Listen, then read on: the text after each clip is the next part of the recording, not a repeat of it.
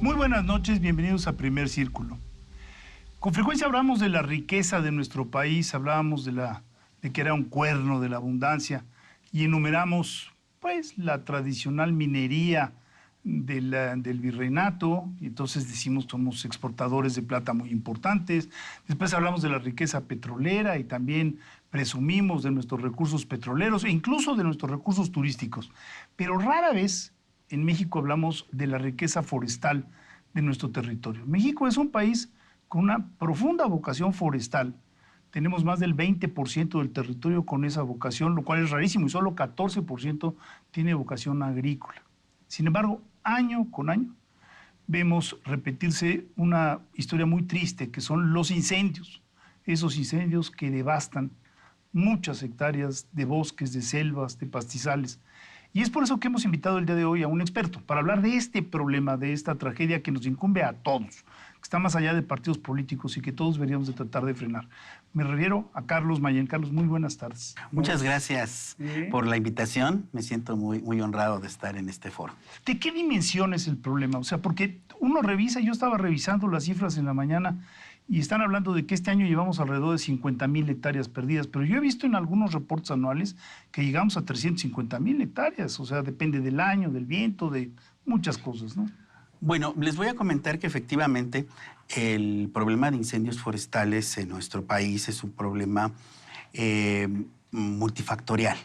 Tiene diversas aristas, por supuesto social, pero también ecológico. Ahora que usted hace referencia a la gran extensión forestal de México, a su vez está subdividida en múltiples sistemas ecológicos que hace que cada región del país prácticamente sea un problema distinto. No es igual combatir incendios en una selva tropical que en un matorral o en un bosque de pino en Chihuahua o en un bosque mesófilo de montaña en Veracruz.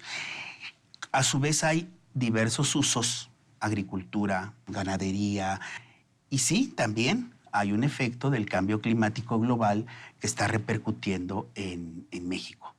Definitivamente sí es un problema que cada año se está dando, pero a su vez nos hemos preparado desde hace muchos años con personal, con equipamiento, pero sobre todo también con conocimiento de cómo funciona el fuego, de cómo reacciona y cómo tenemos nosotros que combatirlo. Son varias las escalas para contener este meteoro, esta situación de los incendios de la vegetación. Porque incluso, digamos, los bosques requieren periódicamente incendios.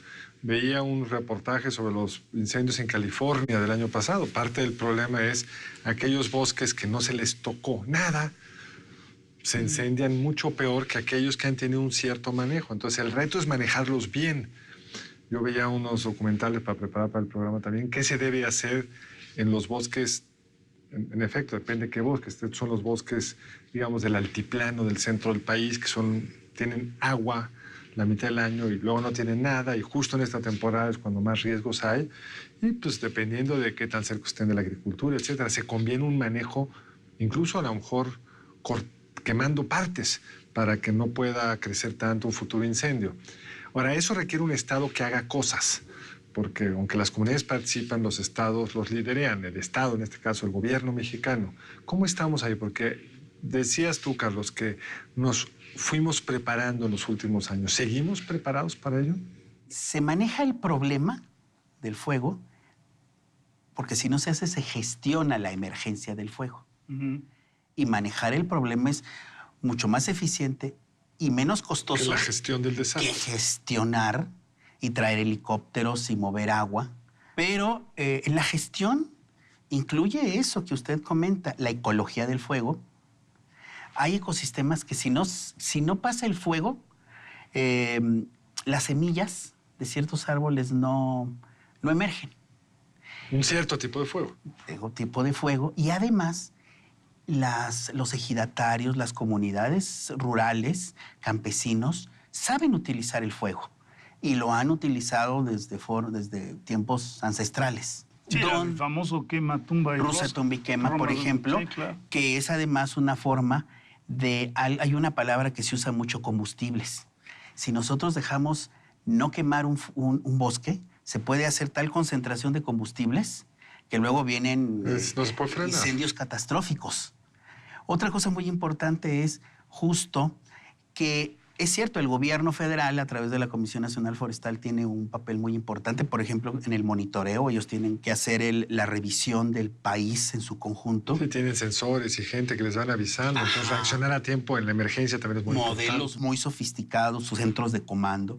Pero esa información, cada uno de los estados la tiene que tomar para tomar sus previsiones Y sus reacciones. y reaccionar adecuadamente. Pero de ahí todavía baja al nivel municipal.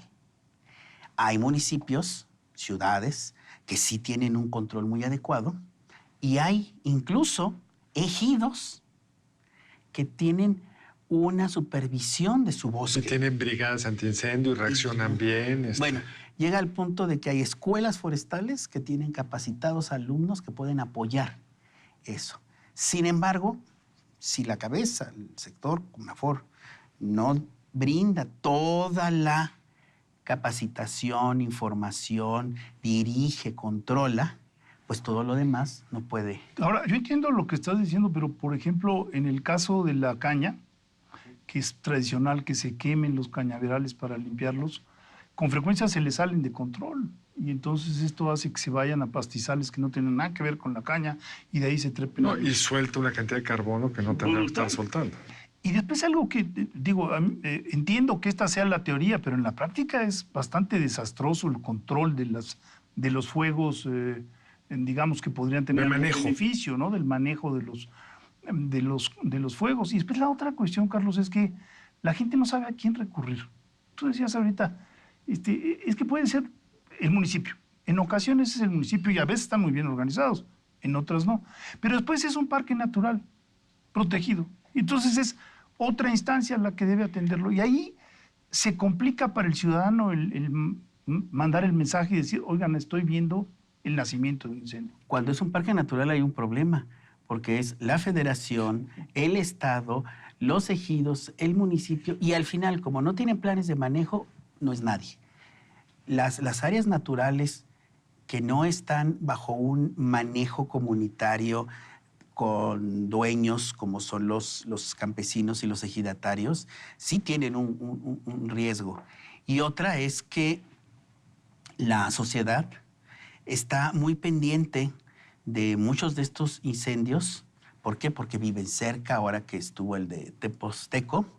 Era un incendio que tuvo una gran repercusión, porque ahí viven muchos, está cerca de la ciudad, los medios de comunicación, pero a veces se queman partes de bosques más remotos, donde se desconoce que existe, y eso ocurre muy seguido en las áreas naturales protegidas de nuestro país, que no tienen plan de manejo, no tienen recursos para la protección Las adecuada. áreas naturales protegidas no tienen recursos para este tipo de fenómenos. Además, ha habido una reducción en el presupuesto de a las áreas naturales Y protegidas. de las propias organismos estatales, ¿no? O sea, las áreas encargadas de supervisar esto tienen menos presupuesto que hace 3 años. Otra cosa muy importante es, tiene más relación una inundación en un incendio forestal que una sequía.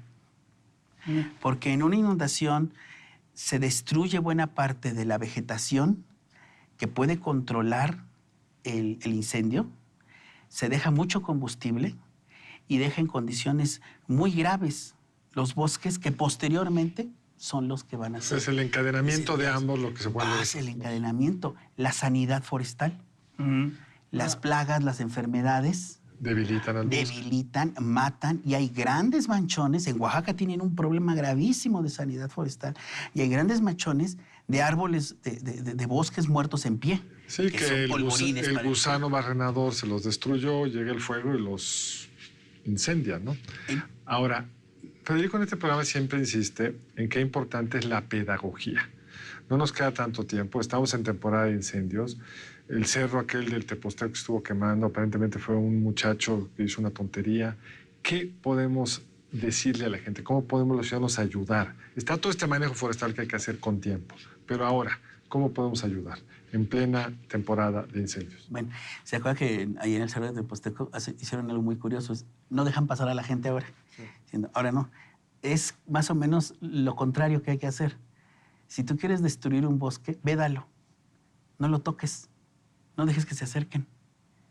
Al contrario, el manejo, el que las personas sepan cómo deben de ser su actuar dentro de un bosque, como los campesinos sí saben, es la clave para que, por ejemplo, la ciudadanía ayude en que estos bosques se mantengan, no solo por evitar incendios, sino para controlar las plagas.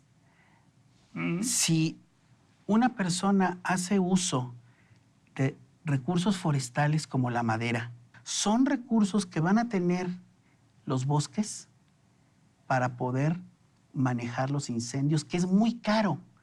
Por ejemplo, el control de combustibles requiere retiro de material muerto, pero también, por ejemplo, algo paradójico, como dice el dicho, el fuego se combate con fuego, quemas prescritas. Una de las más importantes formas de controlar los incendios es ir acabando con el combustible, hacer uso de la madera, de la leña. Sí, pero eso requiere un Estado que te permite certificar tú como usuario que esa madera no es de una tala clandestina, sino que es de una tala preventiva o de unos bosques que tenían gusano barrenador o lo que fuera. Efectivamente. La certificación de la sustentabilidad implica un manejo y un control de los combustibles, de los riesgos. Hay un concepto que se usa mucho en el manejo forestal, que es la sustentabilidad. Necesita el bosque que tú uses de él para que tú tengas el control de esos recursos en su salud, en su bienestar y en su integridad. Pero con un tema central que mencionabas, que alguien sea dueño. Porque si no, viene la tragedia esta de que lo sobreexplotamos y ahora ya no hay incendios forestales porque tampoco hay bosques.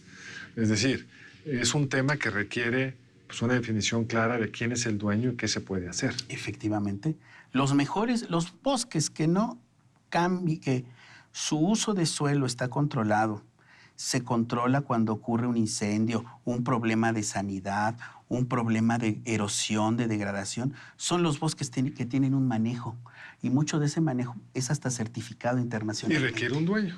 Porque si no hay dueño, no hay manejo. Claro, las áreas naturales protegidas, ya se nos fue el tiempo, pues sí, no tienen dueño. Hay una paradoja y con eso tendremos que terminar. Pero los países que más madera y celulosa producen son países, digamos, que tienen un manejo profesional y propietario de las extensiones. Finlandia tiene 6 veces menos bosques que México y 20 veces más producción forestal. Con este dato nos vamos, pero tendremos que regresar a discutir ese otro lado que es cómo volver más productivos nuestros recursos forestales. Ahora nos enfocamos en cómo protegerlos. Carlos, muchísimas gracias. Un placer, gracias por haberme invitado. Carlos, mil gracias. Nos vemos la próxima aquí en Primer Círculo. Los esperamos el lunes entrante, aquí en Primer Círculo.